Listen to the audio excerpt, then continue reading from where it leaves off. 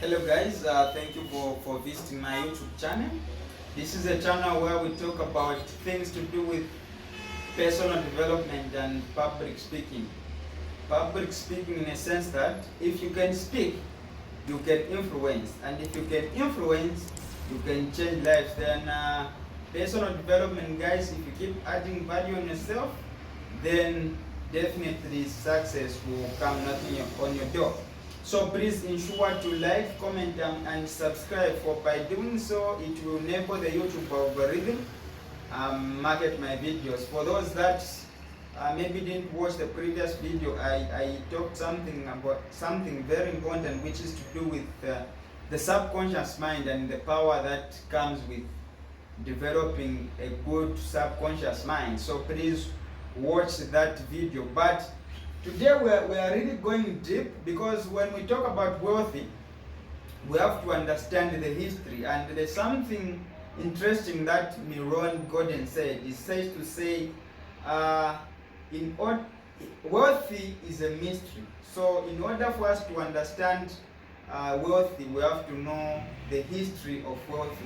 So hence the title, The Mystery and History of Wealthy. So in order for us to understand the mystery of wealthy, we have to understand the history of wealthy. So I just want your patience and stick around, because I'm going to unpack something very important. I must indicate that sometimes we don't fail because we're not doing the right things, but we fail because we're trying to create a life that has already passed. Okay, we're trying to live we're trying to create wealth using principles of the age that already passed, and we'll see why we are really failing to make it big. Okay, so let me jump directly into that, guys. I'm sorry, I might not be looking so much on the camera, because in as much as I want you guys to see me, but I also want you to see something on the board, so pardon me for that. Okay, let me jump directly into it. So starting from the time of creation, 0 to, this is 1750. There's something really interesting that happened. So in this, we were in what is called the agricultural age. Okay, we're in what is called the agricultural age. And in the agricultural age, what it meant was a person who had land equated wealthy. Okay, and something really interesting happened again in this agricultural age. For landowners, it meant that they would need to protect their land, because if their land was taken away, it would mean that they would go to instant poverty. Okay, and another thing was the landowners then had small people or small farmers who would farm on their land, and those people would then give contributions to the owner of the land, and that is where we see the name landlord coming from. So land was wealthy, and this is where we saw landlord coming in. This is where the term landlord coming in. Yeah, so that was the agricultural age. Now, the interesting thing about these ages is the current age provides another age which replaces it. Okay, so from the agricultural age, we then had what is called the industrial age, which was from 1750 to 1950. Okay, so this was the industrial age. And in the industrial age, something interesting also happened. It meant that a person who owned the machine equated wealthy. Okay, so there's something interesting that happened in this industrial age. This is where we saw unions such as this is where we saw creation of certain unions to help those people maybe who go on strikes, and those that have maybe bad payment and all those things. And another thing that happened is, in this age, there was what is called retirement. Okay, so you have an age to retire, and then you are given a pension. another thing that happened is there was also what is called permission. So if you are a singer, it will mean that the record label would decide whether or not you are good at what you are doing, and that meant that if they see that you are bad, then you can't blow up, and you can't be known. So that is what happened in the industrial age. Yeah, so that is basically what the industrial age brought about. It brought about machine equated wealth. There was retirement, as I indicated. There were unions, and there was something. There was permission. Okay, so the industrial age passed. The industrial age passed. Then we had what we call the distribution age. Distribution age. Okay, so this was from 1950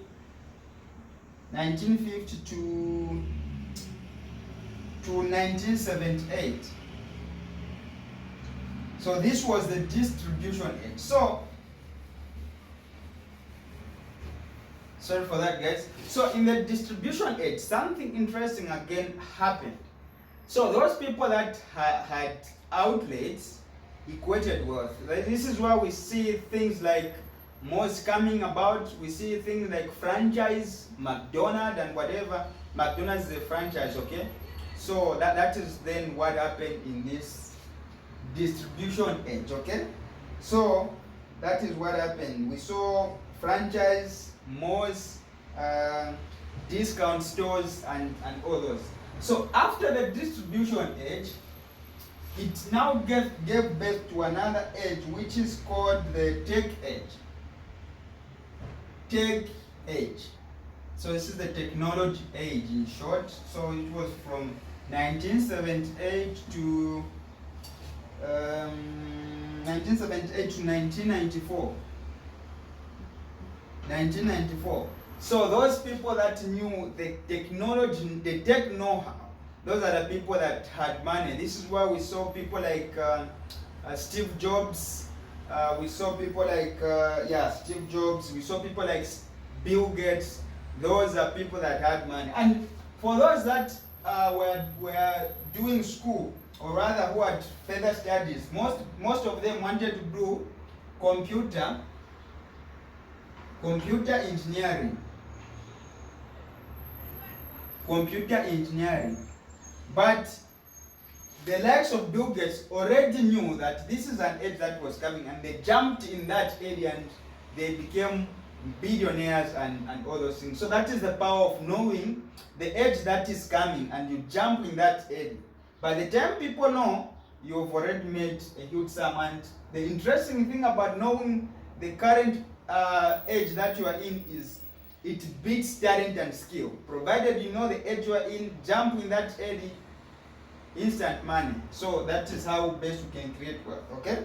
So after the tech age, we also had another. It gave birth to another age, which is called the information age, which is from 1994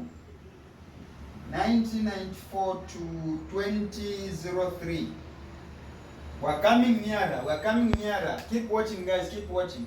So information age. So people in this age, people that knew how to use technology and disseminate information, or rather people that knew the how to use technology to disseminate information, or rather people that knew how to control the flow of information on the money. So what I mean is flow of information of info equated wealth. Okay, so that was in the information age. So that is basically what happened in the information age. And this is where we saw people that own TV stations, radio stations. Those are people that had huge sums of money. Okay, so that was in the information age. Then this information age gave birth to another thing, which was from 2003 to 2008. 2008. We had what is called the TIE, which is technology, information, and entertainment. So for those people that use technology to disseminate information in an entertaining way on the wealthy. And this is where we saw people like the likes of Russell Simons. So Russell Simons, you guys should go check him out. Russell Simons, Simons, and Jeffrey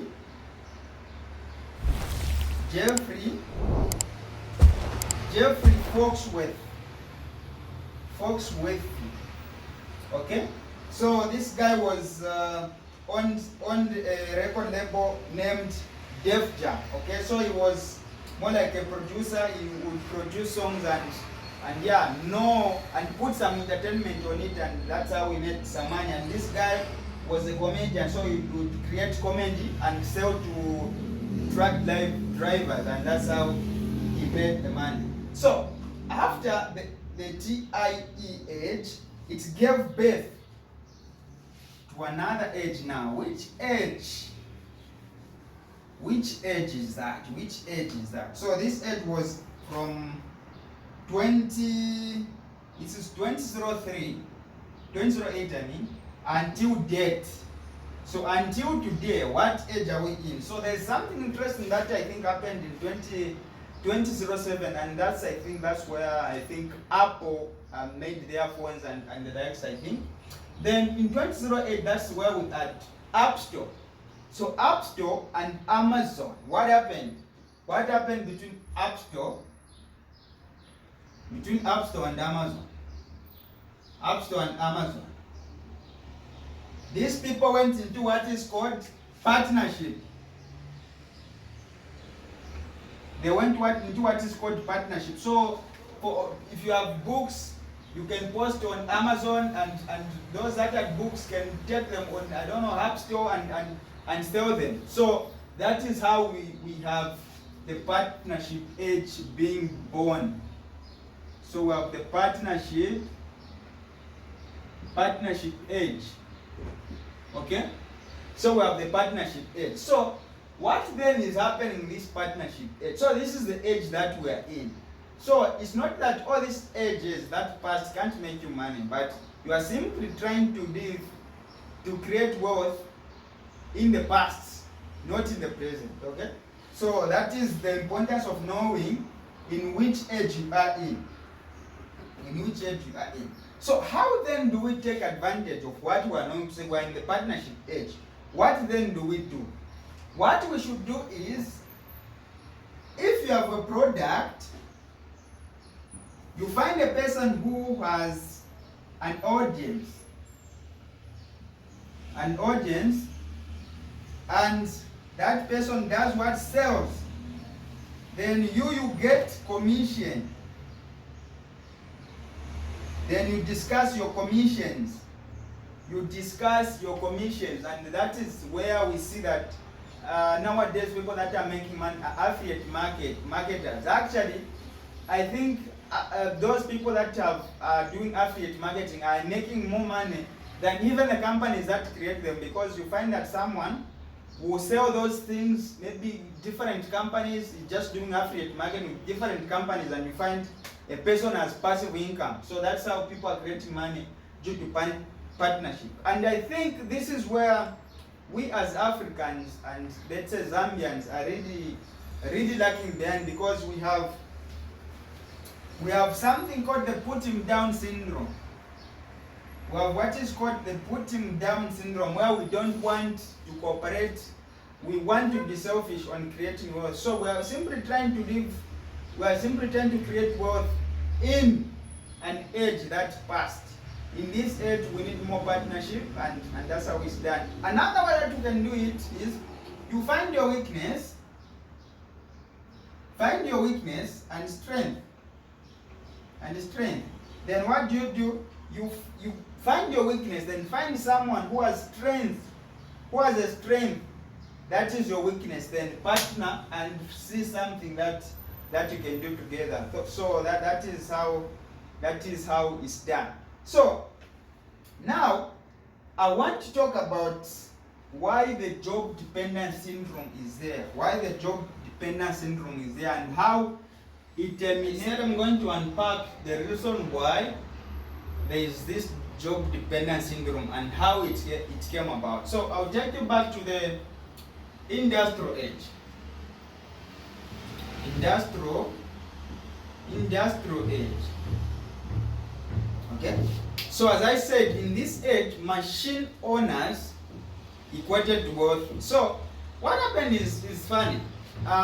Let's say a person, or rather a parent, was working in an industry as a general worker. Then the owner of the company, who maybe would be a farmer, because we know that this industry originated from agriculture. So we are assuming that the machines were now used for farming and all those things. So farming was made easier by the machinery. So yeah, those people are working in factories doing agriculture. So the owner sees that this person is working well. So what happens? They tell him or her to say, go and get a degree. Then after that degree, you should come and you will be managing your fellow general workers. So what does that person do? What does that person do? He now tells children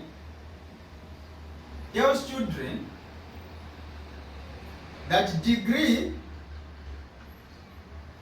will equate manager.